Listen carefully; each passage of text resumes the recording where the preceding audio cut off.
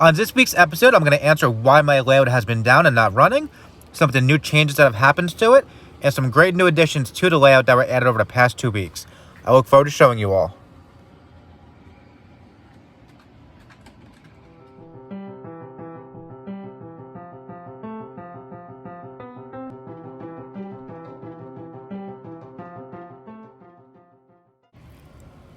So welcome back. One of the first major changes I've made on my layout in the past couple weeks is I moved my city scene from the back of the layout to the front.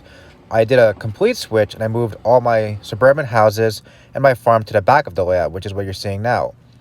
The larger buildings, the multi-story buildings, the shops, I moved all of those towards the front.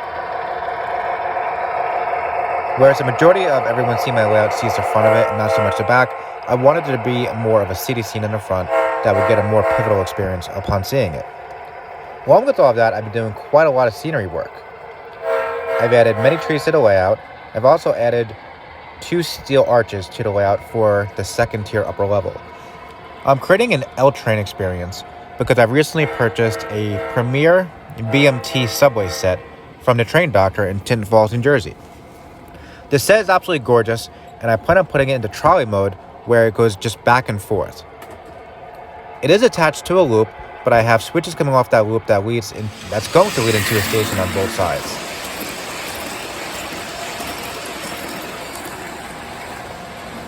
As I mentioned, a lot of scenery work has been done. I added a lot of trees, a lot of ballast, a lot of grass, static grass, and I'm trying to get a lot of the buildings lit on the layout.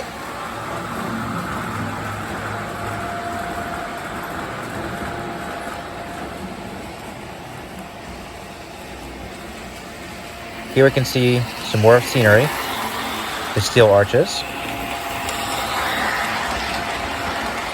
We have our Union Pacific speeder up on top right now.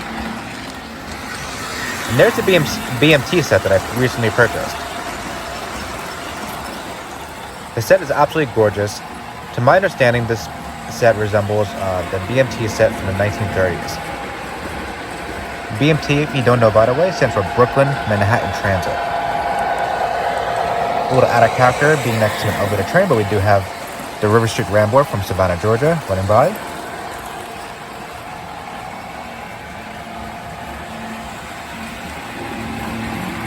A lot of scenery work has been done on the bridge as well.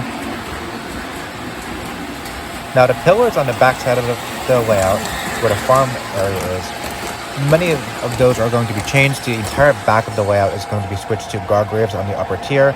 The entire bottom tier is already guardrails and Ross, but the upper level has to be done.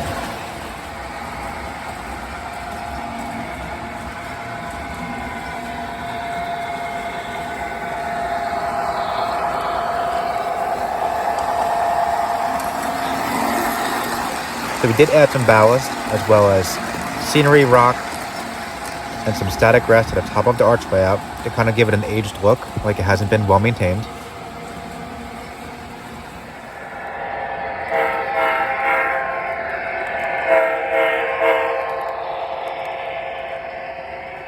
There's a couple of the additions to the layout that I mentioned.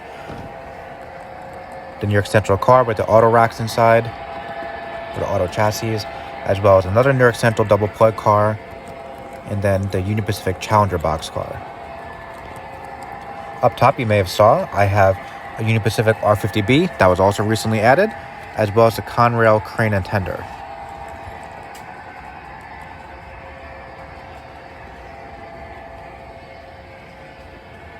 I picked these up at a local train meet this past weekend. Very happy with the deals I got.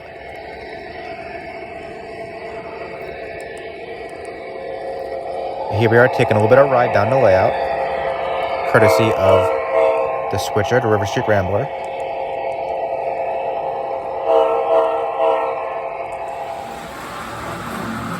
So this ends today's episode. I hope you guys like the progress so far. I'm going to be adding more to my Instagram as well as the shorts videos on YouTube. So if you like what you see, please follow and you'll see the progress as we go on. Oh, and one last thing before we go. I want you all to know that we are now an official affiliate of thetraindoctor.com. With this affiliation, I can now offer all of my viewers and subscribers 15% off their total cart order. This does exclude parts, waivers, and repairs, but any rolling stock, engines, things like that are all included. Use code DATRAINS at checkout to save 15% off your total order.